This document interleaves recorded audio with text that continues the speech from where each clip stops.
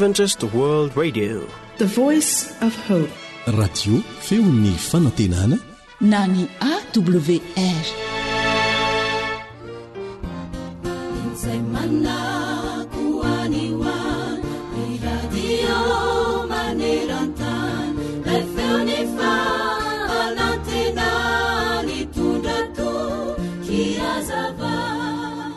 Nisy mpanao sary hosodoko malaza anankiray naniry anao ny sarin'ilay amperora malaza atao hoe Alexandra lehibe. Sary faran'izay tsara, sary tsy misy kilema ny tiany atao mba ho fanomezam-boninahitra io amperora io. Mpiady malaza Alexandra ka naratra teo amin'ny andriny tamin'ny ady anankiray izay nataony. Namela olatra lehibe io ratra izay nahazo azy io. Rehefa hanao ny sary n'ilay mpanao sary dia nieritreritra hoe raha asehoko eo amin'ny sary izao io olatra eo amin'ny andriny amperora io dia ho tafotoana ireo olona izay manaja sy tia azy. Nefa raha tsy asehoko izany dia tsy ho ny sary ny marina ilay ataoko. Inona re ny ataoko e?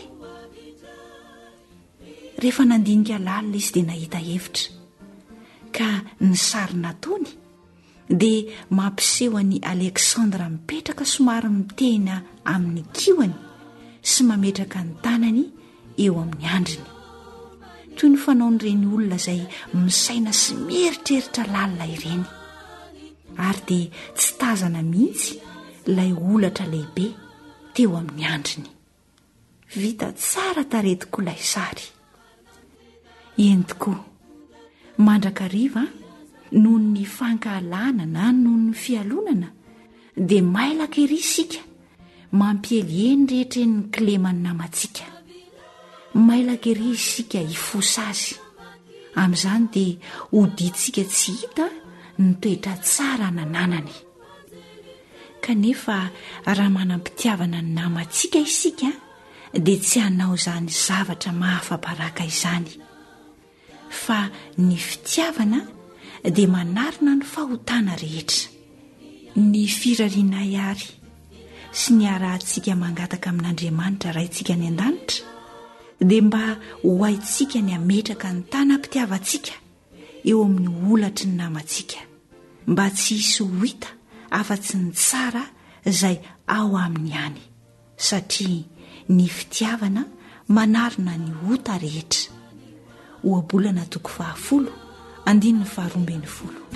Miteny ny Baiboly hanisan'andro mofonaina raisoao am-pofazamalaina fartomotrany andro izay.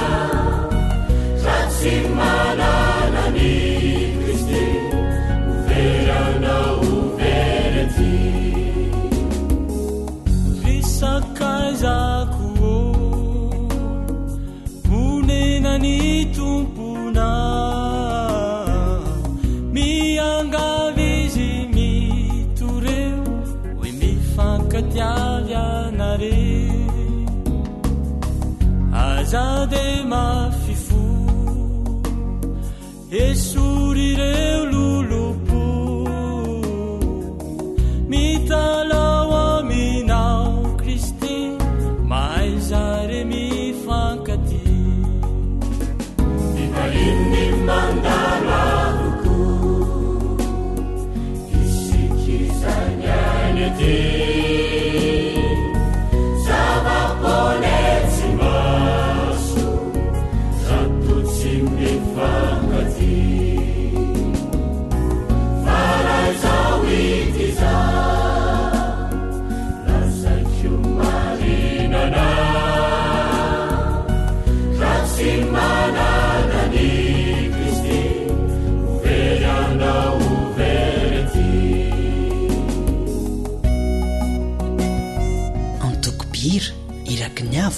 Anosy Be Ouest.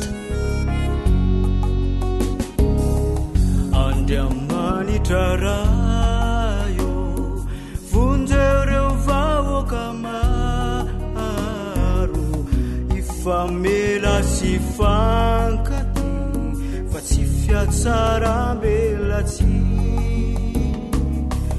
atsaharony ady mifamono mamaly fady o vonjeo zahay Jeso ty dario remba ifankaty ivainy mandalo avoko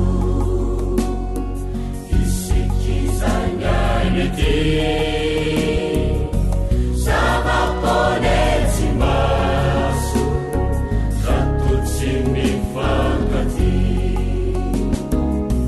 faray zao ity zao rasaiko marinana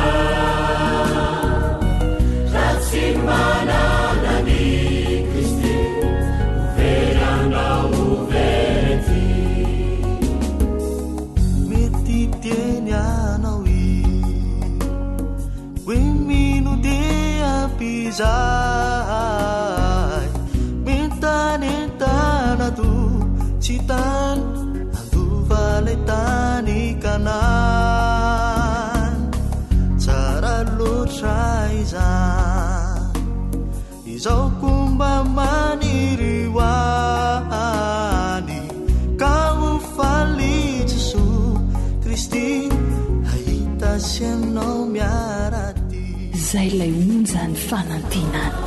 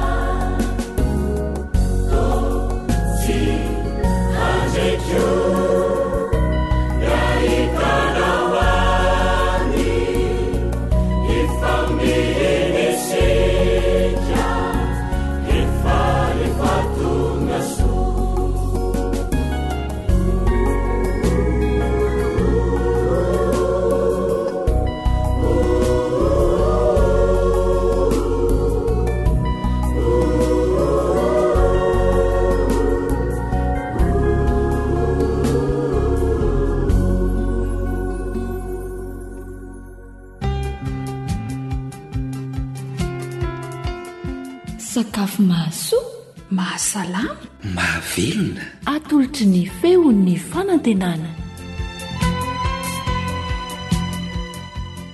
mino aho fa efa eo am-pototry ny radio feon'ny fanantenana isika mianakavy miandry ny fandaharana sakafo kandroandray a dia sakafo sady mora vidy no mora andrahoana nefa matsiro a no ataontsika dia tsinony izany fa paktroy na laisoa sinoa petsay sinoko no afaka ilazana azy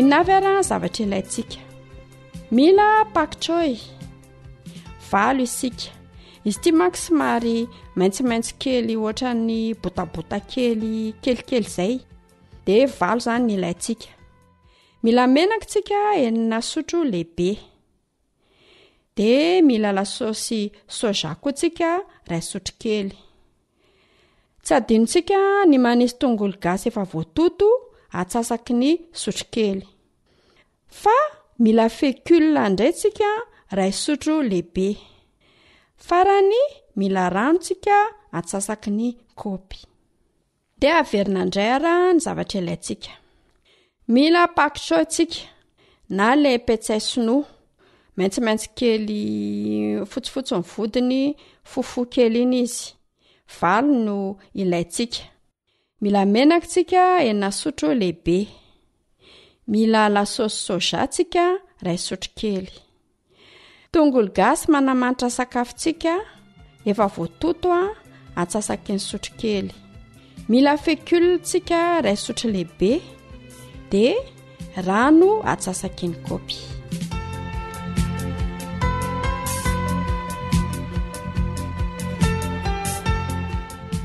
Dao amin'izay ary tsika hikarakara. Sasana madio le pak choy. Tetehana atao vaventy, izany hoe sahabo eo amin'ny 2 cm eo izany rehefa mitetika anazy. Rehefa manasa azy dia silatsilahana tsara satria mety misy fotaka ny anelanelany. Rehefa izay dia endasina menaka mandritry ny 3 minitra eo izany. Le pak choy na le hoe anana izany ataontsika hoe anana. Rehefa manendy anazy dia tsy atao masaka loatra fa mantamanta izy ny tena tsara. Arotsaka ny lasosy soja. Alaina le fécule dia levonina ao anatin'ilay rano atsasaky ny kaopy. Rehefa izay dia arotsaka ao anatin'ilay anana indray le fécule efa niranoina teo. Arorona ifangaro tsara. Tsy asiana mitambaingambaingana. Rehefa izay dia arotsaka amin'izay le tongolo gasy. Afaka tapohana rano arak'izay marihatra tedavina raha ohatra izany hoe le rano atsasaky ny kaopy teo lasa madity loatra le anana. Dia afaka ampiana rano kely izany raha vao misy fécule mantsy ny sakafo dia sy mahaotra ny hoe maditidity. Izay dia vita sahady nahandrontsika. Tongolo gasy zany marihana fa tsy masahana be ny tongolo gasy fa manjary lasa afaka daholo ny zava-tsy hoentiny. Fa rehefa le mandrotsaka an'ilay izany dia rehefa le akaiko masaka hoe akaiko vita mihitsy izy dia amin'iny narotsaka amin'izay le tongolo gasy. Fomba finanana an'izy ity dia azo hohanina miaraka amin'ny vary na amin'ny ovy nopitserina, natao solombary na itsika pahandro no afaka mahafantatra izay itiavantsika azy. Koa minana finaritra ary tompoko.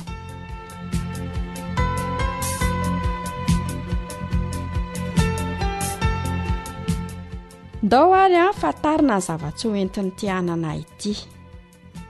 Ity anana ity dia ampiasain'ny sinoa saika isan'andro eo amin'ny sakafony. Ary anisany tsambaran-telon'ny zareo eo amin'ny fatezany, izany hoe ela velona mihitsy izany ny sinoa. Ankoatra ny sakafo hafa hohanina izay mahasalama azy moa izany. Satria na ny antony, betsaka vitamine A izy, tsara ho an'ny maso. Betsaka vitamine C, antioxydant manampy be amin'ny fitazomana ny hatanorana sy manamafy ny hery fiarovana, système immunitaire. Ny pak choy koa dia manan-karena calcium, manamafy ny hy, gencive, tsara ho an'ny fo sy ny hoditra ihany koa ty pak choy ity. Farany nefa tsy ny kely indrindra dia izao, kely dia kely ny sodium sy ny kaloria ao aminy. Ireo zavatra roa ireo anefa dia tena zava-dehibe ho an'ireo olona tsy te hatavy. Ho an'ny olona tsy te hatavy izany dia tsy dia tia mihinana zavatra be kaloria loatra izy, dia mety be aminy mihinana an'ity pak choy ity, indrindra fa izy somary mantamanta. Ny sakafo be sodium sy kaloria mantsy dia tena mampatavy dia mampatavy tokoa.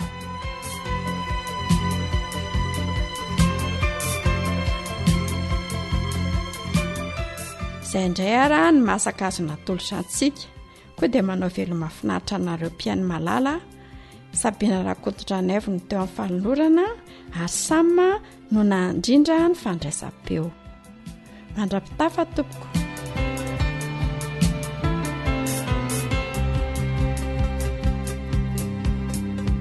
AWR mitondra fanantenana isan'andro ho anao. Antokobira ako ny tropetra.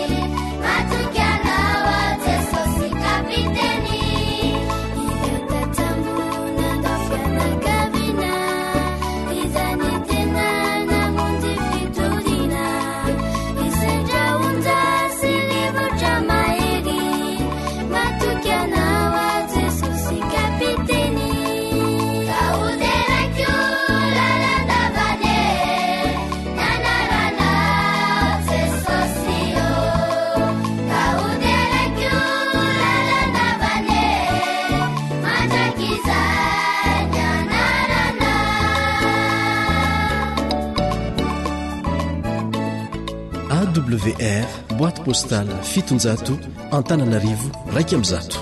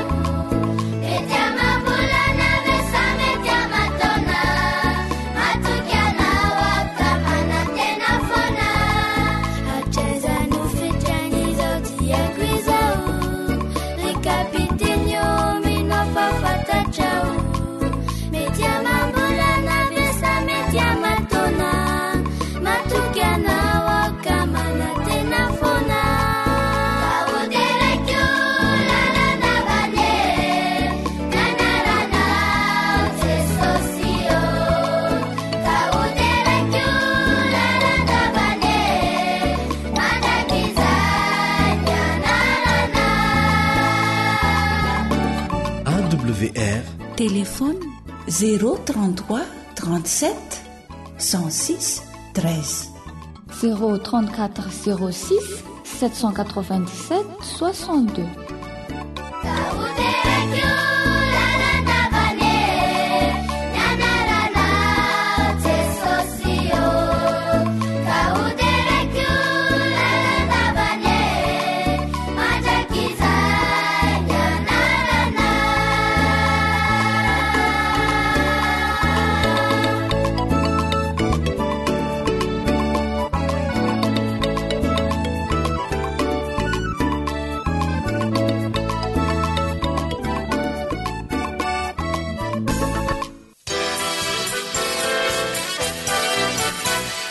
AWR manolotra ho anao feon'ny fonantena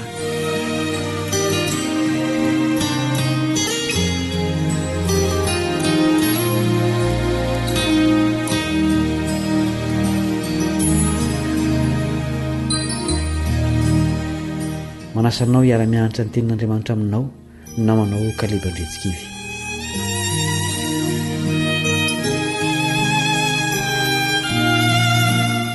Fotoana lehibe mbola ho avy nefa azo antoka ny iverenan'i Jesosy indray. Na ny patriarika, na ny mpaminany, na ny apôstôly, indrindra fa Jesosy dia samy manondro mialoha ny amin'ny fotoana lehibe loatra io. Akasika ny olona rehetra na ny maty na ny velona ny fiavian'i Jesosy fanondroany. Tsy ataon'Andriamanitra akamatatra amintsika ny zavatra iseho amin'izany, fa efa nataony mazava tsara ao amin'ny teniny. Manasanao hiaraka handalina ireo fahamarinana lehibe momba ny iverenan'i Jesosy indray. Andeha aloha isika hivavaka.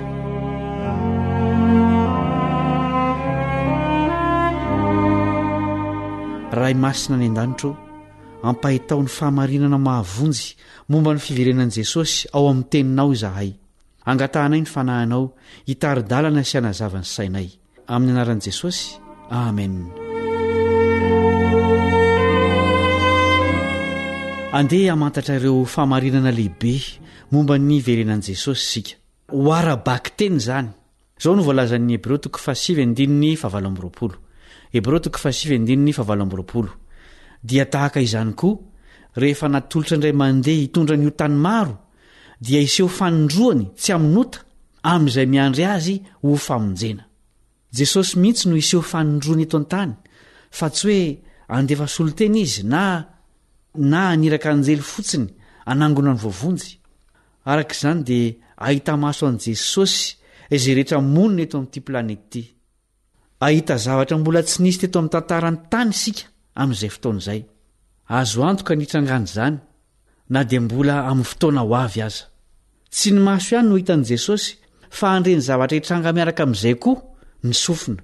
Izao ny tenin'i Jesosy nasain'ny soratan'i Jaona. Apokalipsy 5:9-9. Apokalipsy 5:9-9.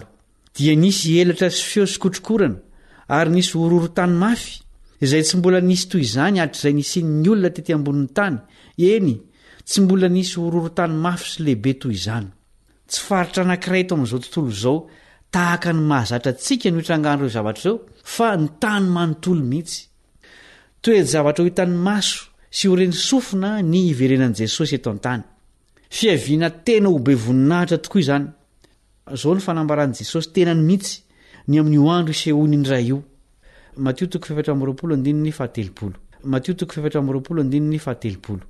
Ary amin'izany andro zany dia iseho eo amin'ny lanitra ny famantarana ny zanak'olona, ka dia hitomany ny firenena rehetra ambonin'ny tany, ary hitany zanak'olona avy amin'ny kery sy voninahitra lehibe eo amin'ny raony lanitra izy.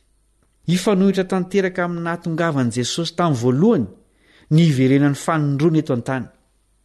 Tsy misy fotoana be voninahitra izay ataon'ny olombelona azo oharina amin'ny fotoana isehon'i Jesosy eny amin'ny raony lanitra. Hitomany ny firenena rehetra satria tsy niomana ao amin'izany andro izany. Izao koa ny tenin'i Jesosy amin'ny alalan'i Jaona. Apokalipsy 7:12 sy 14 Apokalipsy 7:12 sy 14 ary ny 15. Ary nahita ny lanitra voasokatra ka indro nisy soavaly fotsy, ary izay nitaingina azy dia atao hoe mahatoky sy marina, ary amin'ny fahamarinana no hitsarany sy hiadiny. Ary ny tokony miaramila any an-danitra dia nanaraka azy, samy mitaingina soavaly fotsy sy ny akanjo rongony madinika sady fotsy no madio. Ary misy sabatra maranitra mivoaka avy amin'ny vavany mba hamelezany ny firenena, ary izy hanapaka azy amin'ny tehim-by, ary izy no manitsaka ny famiazana ny divain'ny fahatehezeran'Andriamanitra tsy toa. Iseho ary hanapaka ny tany amin'ny fomba manitriketrika Jesosy. Ho raisiny iray ny fanapahana sy ny fitsarana ity planeta feno eloka ity.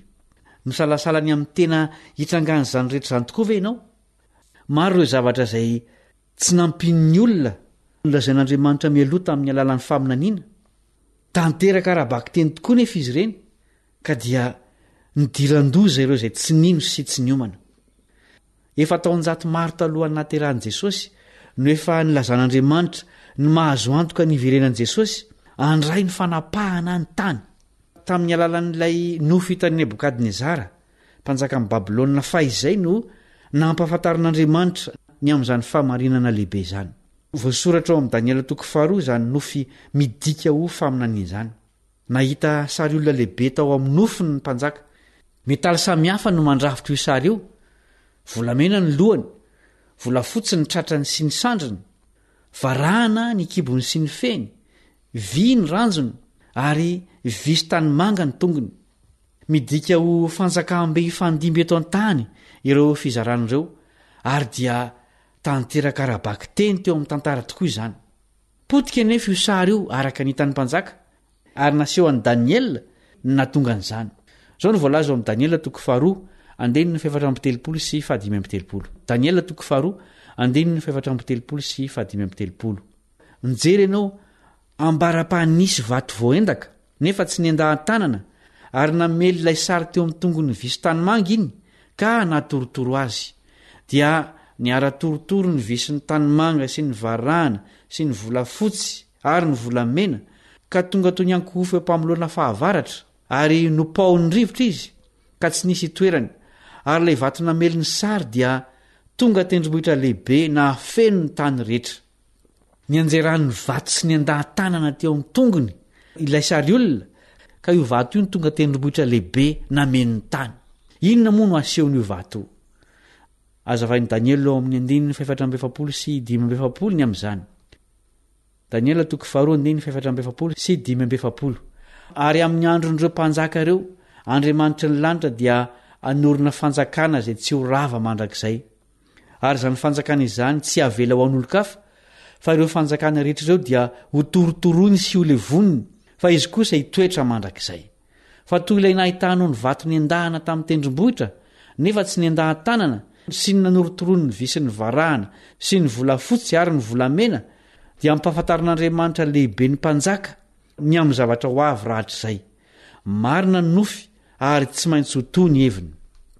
Rehefa zoina ny tantarany tany dia tanteraka tokoa ny fifandimbiasan'ny fanjakam-be teto tany, dia ny Babilôniana, ny Mediana sy ny Persiana, ny Grika, ny Romanina, ary eo amin'ny tongotra visy tanymanga isika amin'izao fotaon'izao.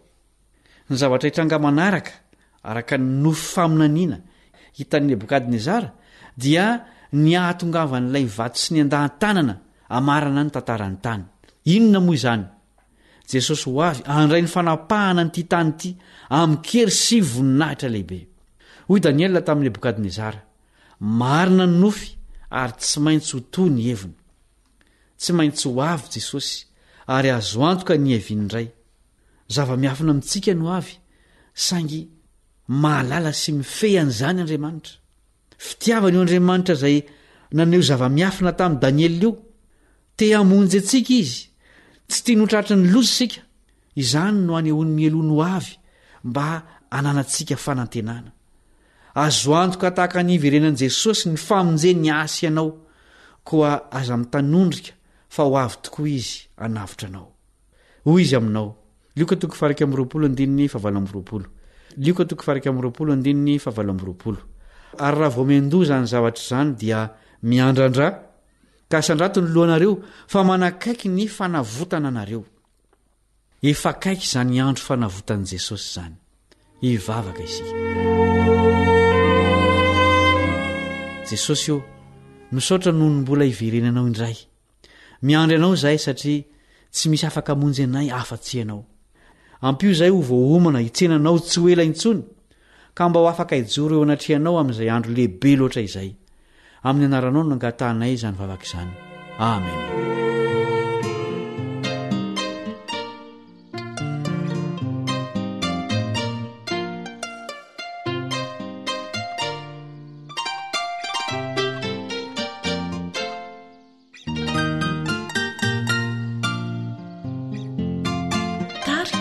Sody fafana.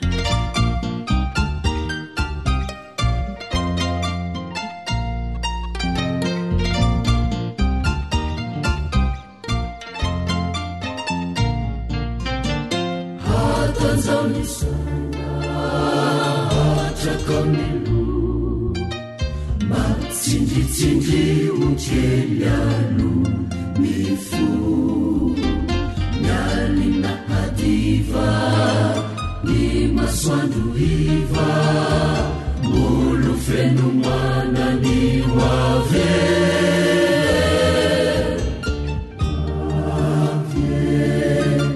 hoave tsy hoelintsony, aza mamohy fole retsy fa ny ratsy holasana, hoave lay tsy malole retsy ka hilaosy ny fasana, satana mandrovy tsy veretsy no ekena ho namana, aleo izy ankavile retsy fa isika ankavanana.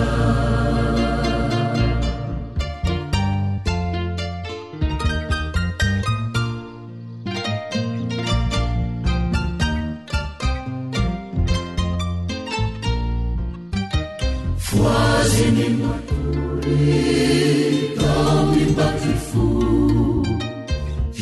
lazalazao fa hoavila tsito, hoavy tsy hoela hakireo tavela, mitahiry solika fitaiza,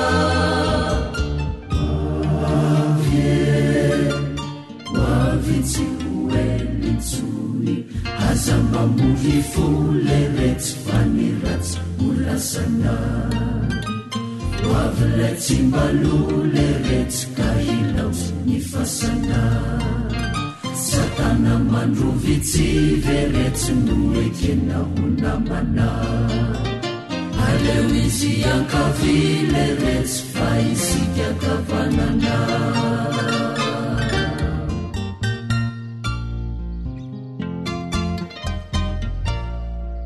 Zay lay onja ny fanantenana.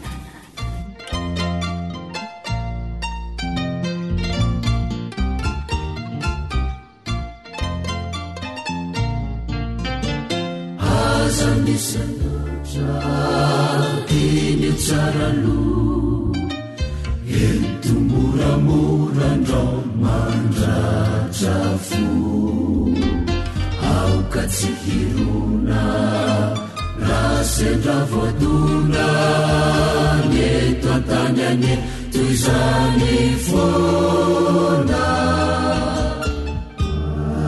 avye hoavy tsy hoelintsony aza mamory foleretsy fa ny ratsy ho lasana hoavylay tsy mbalo leretsy ka ilaosy ny fasana satana mandrovitsy veretsy no ekena ho namana aleo izy ankavy leretsy fa isiky ankavanana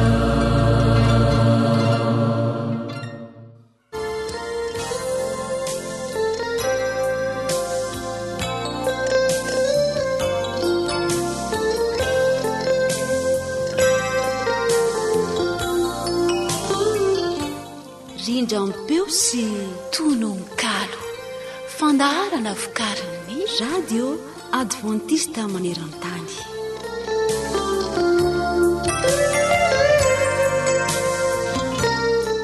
manolotra ny araba finaritra hotsika mpanaraka ny feon'ny fanantenana na ny awr mandray tanana anao ao anatin'ny fandarana rindram-peo sy tononkalo izahay ifampahera amin'ny lalan'ny hira sy ny tononkalo isika koa mirarisoanao sy ny fianakavianao eo ampianona izany indroary hira ray avetrano no atolotra anao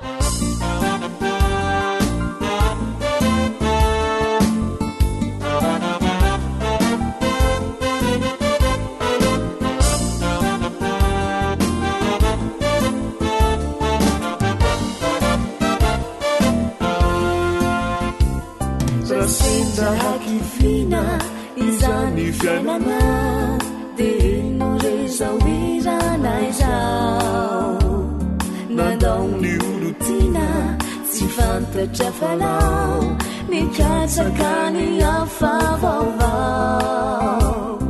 izao nataovy an-tsaina ary aoko fantatrao ny olona dia mety mandao fa jesosoriryany namany olanao antso izy de saosandezao fa jesosoriryany namany olanao ny zavatra rehetrainy atao andramo antsoy ny anarany jesosy tsy atoranao fa fantatrao lay sy mafoy namony anona avedikomba utsalonao lientanao ra mavesatrianiko de aukapitsakambiny izy no miayi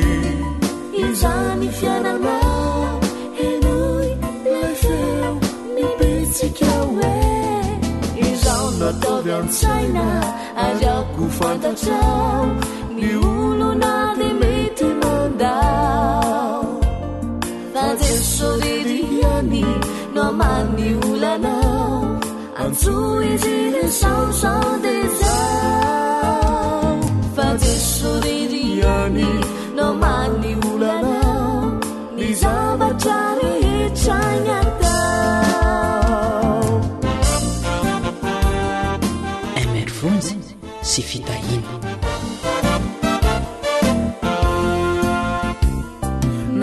sanyavatina nandraoka tsotry zao nanebaka nanenjikana ka velom-piafina mivontony fonao enoianezao vetsona izao izao nataovy an-tsaina ary aoko fantatrao ny olona de mety mandao fa jesosoriryany namany olanao antso izy de saosandezao fa jesosoriryany namany olanao ny zavatra rehetrainy atao andramo antsoy ny anarany jesosy tsy atoranao fa fantatrao lay sy mafoy namony anoana avedikomba utsalonao lientanao ra mavesatrianiko de kapetrakaminy izy no miaye izany fianana enoy lafeo mibetsika oe izao no ataovy an-tsaina ary ako fantatrao ny olona de mety mandao fa jesoririany no amany olanao antso izy re saosao de zao fa jesoririany no amany olanao ny zavatra rehetra ny atao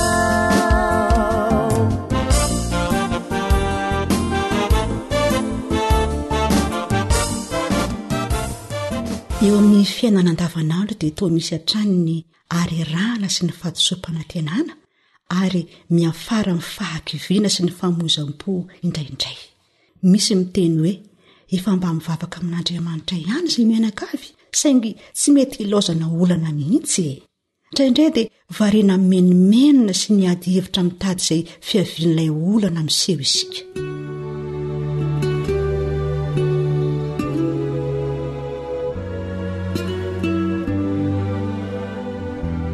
Erezo raha androany ianao tomany mitrakare mitsangana zay ny fiainana an-tany any ambony andrandrana raha atody fitsapana tsy nafoy akory ianao totoa vavaka mafana fa izy tompo tsy mandao mahereza andao iroso mitovy ny adintsika izao fa melo lalana ny tompo izaho mivavaka ao anao. Mpanoratra Eki.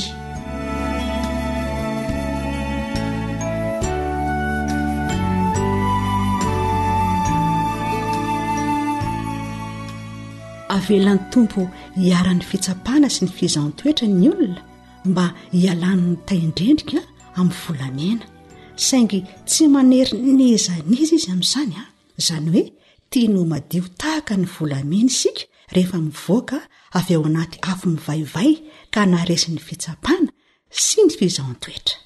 Ny any azo atao fotsiny dia izao hoe mametraka ny fiainana sy ny fanahiana rehetra eo ampilatanan'Andriamanitra be fitiavana ary apetrao aminy ny fanahiana ao fa izy no hiainao mahonoana tena miambena fa ny devoly fahavalonareo mandehandeha tahaka ny leona mierina mitady izay arapany hoy ny voalazan'ny Petera 1:5-7 sy ny 9.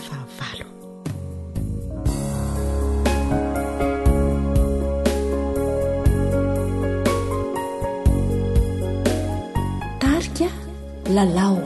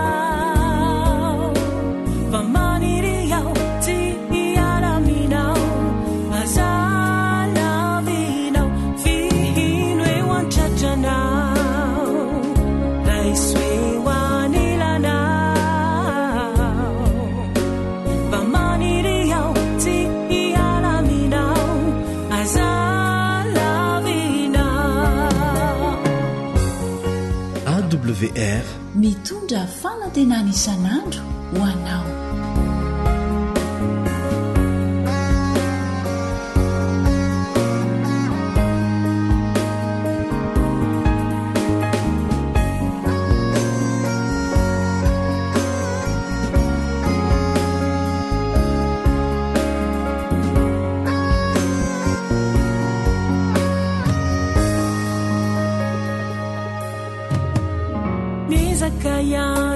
Mandusy tratrany fa tsy afaka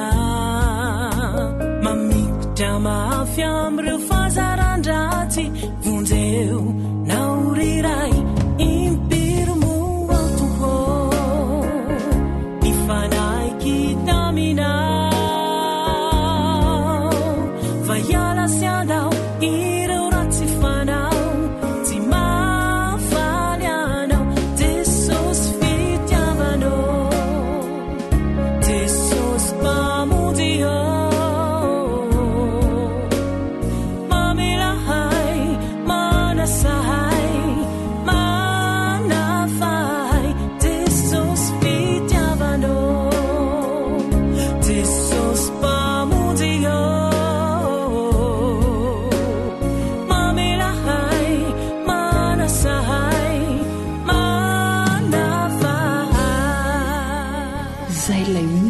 fanantinana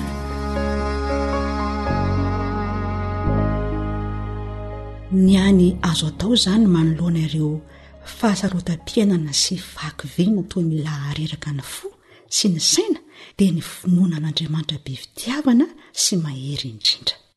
Ambony izany rehetra izany dia tia ny anana fifandraisana tsara sy matotra aminy isika olombelona tsirairay. Tia ny isika olony finoana ka ninino natao dia hametraka ny fanahiana eo ampelantanany mba tsy hakivy antsika na horeraka ambony any. Ary io finoanan'Andriamanitra io hatrany no manosika antsika hiasa sy hiatrika ny fiainana. Tsarovy ry mpianamana fa etetany honenantsika ity mihitsy no tian'Andriamanitra hatsaraina sy havaozana fa tsy ny fiainantsika fotsiny.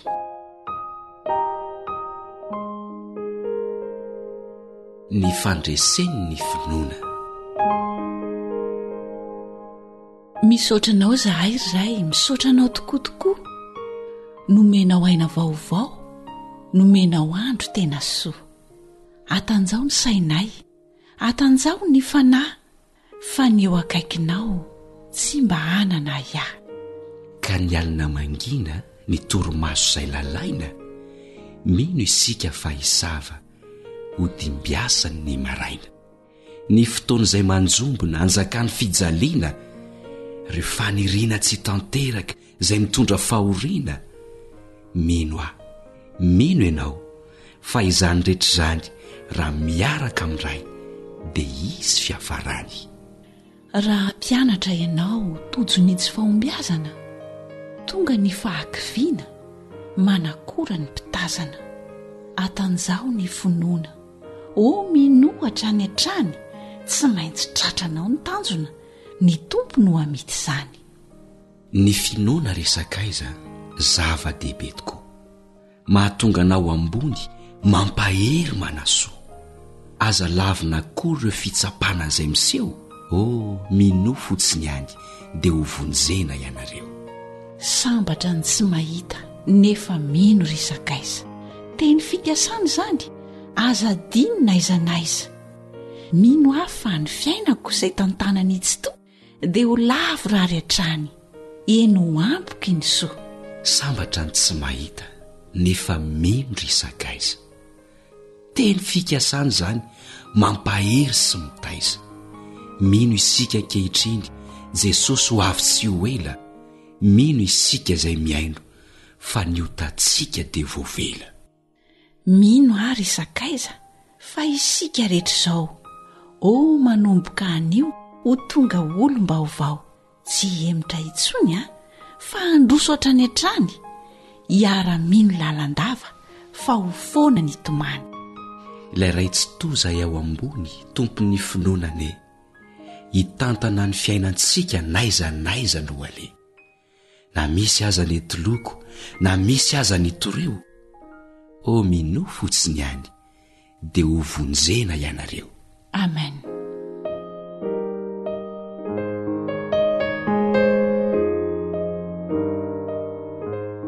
Mpanoratra Raingoarson Alain.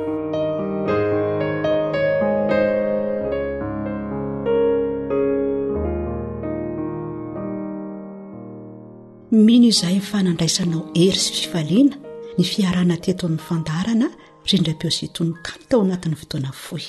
Dia misaotra anao sy miraritroanao sy ny ankonanao teo am-piainoana izany. na manao dantana nyolotra ny fandaharana na manao rila kosa ny teo amin'ny rendran-dalana teknika mandra-piona tompoko.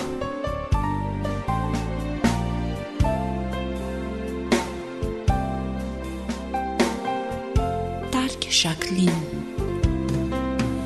Jesu apetrako antananao ali ny fiainanay ny hoavinay ety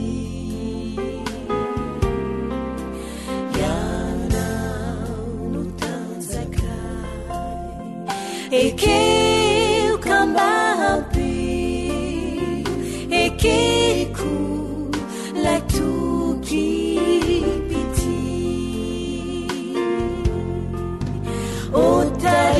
otariwa mindala kale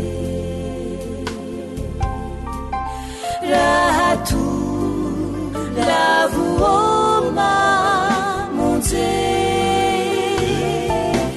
asa harina fianao efanianina fahita itai mandrakiza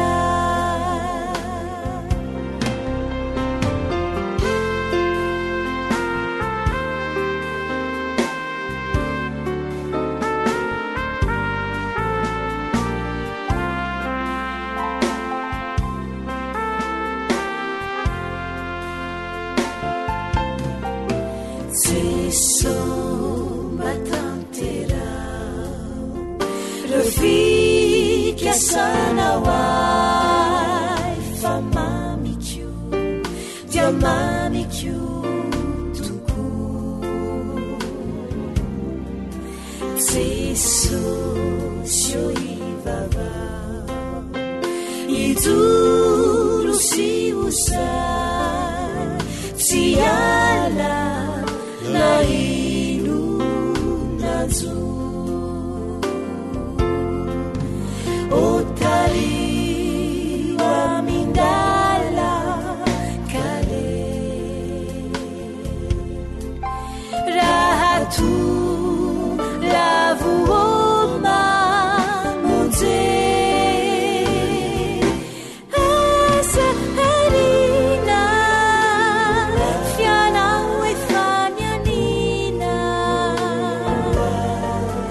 fahita itai mandrakiza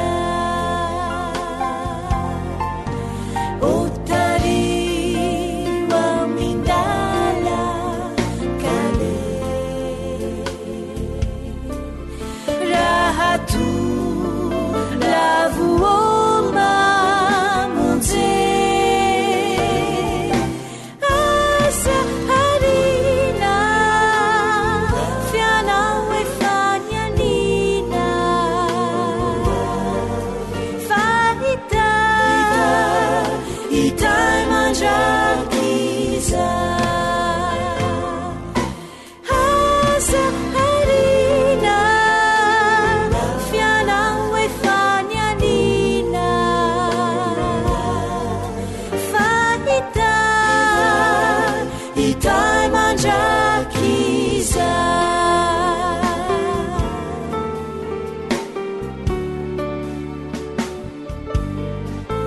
fahita itai mandrakiza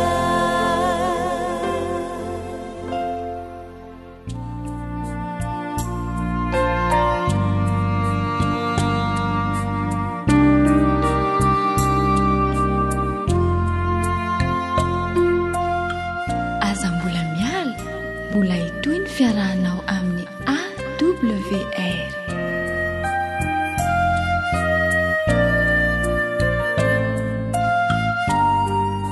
ankoatra ny fiainoana amin'ny alalan'ny podcast dia azonao atao ny miaino ny fandaharany radio AWR sampana teny malagasy amin'ny alalan'ny Facebook isanandro amin'ny ity page ity AWR feon'ny fanantenana.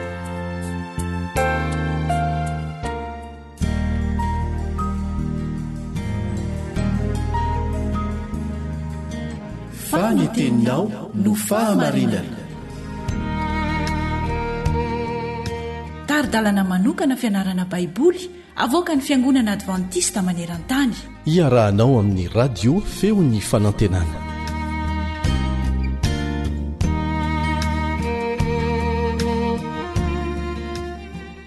Manasanao anaraka ny toy ny fandalinana ny amin'ny fitsarana ao amin'i Kristy. Ny tebitebo ny zanak'Israely tany anefitra izay nahatonga azy ireo tsy nanana fitsaharana no hodinitsika anio.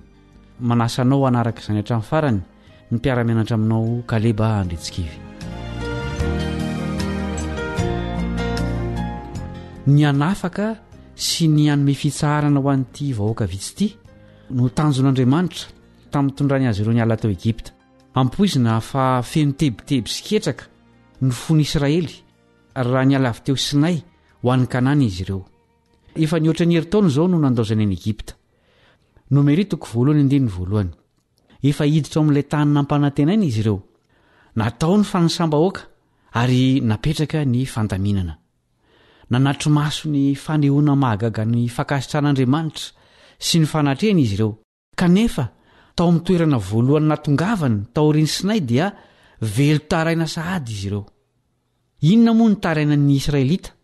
Andeovaka itsika ny tantara. Nomeritoko 1:10, 1:1-15.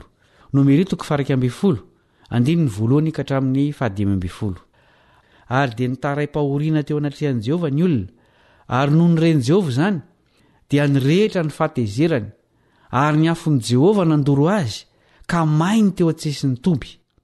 Dia nitaraina tamin'i Mosesy ny olona, ary Mosesy ny fona tamin'i Jehovah dia maty ny afo. Ary ny anaran'izany tany izany dia nataony hoe Tabera, satria nandoro azy ny afon'i Jehovah. Ary ny olona hafa firenena izay niaro taminy dia liana, ary ny zanak'Israely koa dia nitomanindray hoe engany ka isy hanome hena ho aninay.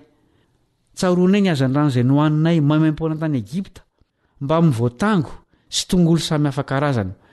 Fa izao dia maina ny ainay, tsy misy na inona na inona eto imasonay afa-tsy ny mana ihany. Ary ny mana dia toy ny voandrafy, ary ny tareny dia tahaka ny tareny Bedola. Nandehandeha ny olona ka nanangona azy, dia nitoto azy tamin'ny fikosoam-bary na tamin'ny laona, ary nahandro azy tamin'ny vilany, dia nanao mofo azy, ary ny fanandramana azy dia tahaka ny fanandramana mofo misy diloilo. Ary raha nilatsaka tamin'ny toby ny ando noho ny alina, dia nilatsaka koa ny araka tamin'ny mana. Ary Mosesy nandre ny olona nitomany tamin'ny isam-pianakaviany samy teo amin'ny varavaran'ilay ny avy, dia nirehitra fatratra ny fahatezeran'i Jehovah, ary tsy sitraky Mosesy koa izany. Dia hoy Mosesy tamin'i Jehovah, nahoana dia nasianao ratsy ny mpanomponao, ary nahoana tsy nahita fitio masonao ka nampitondrainao enta-mavesatra dia ity firenena rehetra ity? Izaho va no torotorolona n'ity firenena rehetra ity? Ary izaho va niteraka azy no ilazanao hoe trotroinao izy tahaka ny ray mpitaiza mitondra ny zanany monono ho any amin'ny tany izay nianiananao tamin'ny raza no omena azy? Avy aiza no azahoako hena omen'ity firenena rehetra ity? No dia mitomany amiko izy manao hoe omeo hena izahay ho aninay. Tsy zakako izahay irery nitondra ity firenena rehetra ity, fa mavesatra amiko loatra. Koa raha izao no ataonao amiko, masina ianao, vonoy mihitsy raha mahita fiteo masonao, fa aza vela hita ny fahoriako manana ny henam-bamy voatango sy tongolo samy hafa karazana tany Egipta ny Israelita. Manana areti-pitadidiana koa ngamby izy ireo. Tsaroany ireo sakafo tany Egipta, fa adininy kosa ny fanandevozana sy fahoriana mafy indrindra niatra tamin'ny tany.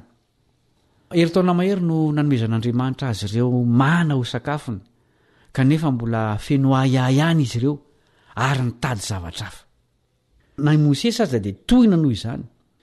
Tsy mora no mitarika vondron'olona be ahia. Fantatry Mosesy anefa ilay tokony hitodiany. Hoy izy amin'ny teny izay efa nivakiantsika teo ao amin'ny Nomeritoko 1:1-1:10.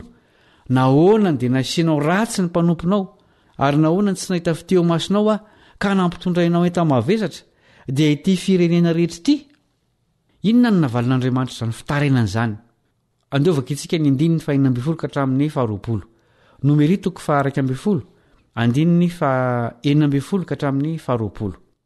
Dia hoy Jehovah tamin'i Mosesy, manangona 70 lahy amin'ny olon'Israely ho ety amiko, dia izay fantatra olona amin'ny fireneny sy mpifehy azy, ary ento miaraka amiko ao amin'ny tranolay fiaonana izy dia idina ka hiteny aminao eo ary izaho aka mifanahy izay ao aminao ka metraka izany ao amin'ireo ary hiara-mitondro ty fireneny ty aminao ireo fa tsy ianao irerintsony nitondra azy koa lazao amin'ny olona hoe manamasina ny tenanareo amin'ny ampitso dia hinan-keny ianareo fa nitomany teo anatrehan'i Jehovah ianareo ka nanao hoe engany ka isy anome hena ho aninay fa soa no hitanay tany Egipta dia omeny Jehovah hena ianareo ka ho aninareo tsy indray andro no hinananareo na indroandro na adimina na foloana na 20 andro aza fa hatramin'ny 2 volana mipaka dia mandra-pivoakany amin'ny vavoronareo ka arikoriko anareo satria nilavinareo Jehovah izay eo aminareo ka nitomany teo anatrehany ianareo nanao hoe nahoana re no nivoaka avy tany Egipta zahay tena hitan'Andriamanitra ny zavatra ilayntsika rehefa miahiahy isika eto dia nomeny papelika afa-po ny faniriany hinan-kena ny Israely kanefa tsy dia tena ena loatra ny niriany izy ireo rehefa sorena sy mitebiteby isika ny mahatezitra antsika matetika dia tsy ilay tena antony nahatonga ny olana fa izay nanesika ilay fahatezerana fotsiny ny tena fototry ny fikomina eto dia ny tsy faneken'izy ireo ny fitarian'Andriamanitra tokony hitandrina isika tsy ianao izany koa na inona na inona toejava-mitranga amintsika satria mora tokoa tsy araky ny fiheverantsika azy ny ho tonga amin'izany rehefa mahatsiaro ny lasy isika dia mora tokoa ny mihevitra izany ho tsara kokoa noho izay tena miseho marina tsy marina nefa izany indrindra raha Andriamanitra mitarika antsika andao ny lasa ho amin'ny fiainana vaovao satria io ray tiantsika io dia tsy han'olo-batom-bahafana araka ny fitenenana ho an'ny zanany tiany ny lalana no mety ho sarotra fa ny fitodiana hitondrany antsika dia tsara lavitra ary tsy haritra mandrakizay kory izany lalatsarotra izany omeny izay ilayntsika ny an-dalana fa mila mahatoky sy mankatoa azy fotsiny isika fa tsy himenimeny dia izay no mamarana ny fiarantsika mianatra androany mbola manasanao anaraka ny toy ny namanao Kaleba Andretsikivy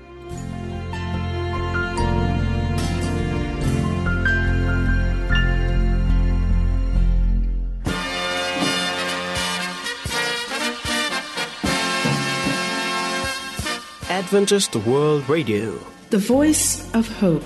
Radio feony fanantenana. Ny farana treto ny fanarahanao ny fandaharan'ny radio feo fanantenana na ny AWR amin'ny teny malagasy azonao ataony mamerina miaino sy maka maimaimpoana ny fandaharana vokarinay amin'ny teny pirenena mihoatriny 100 amin'ny fotoana rehetra raisoaryn'ny adresy ahafahanao manao izany www.awr.org na www.feofanantenana.org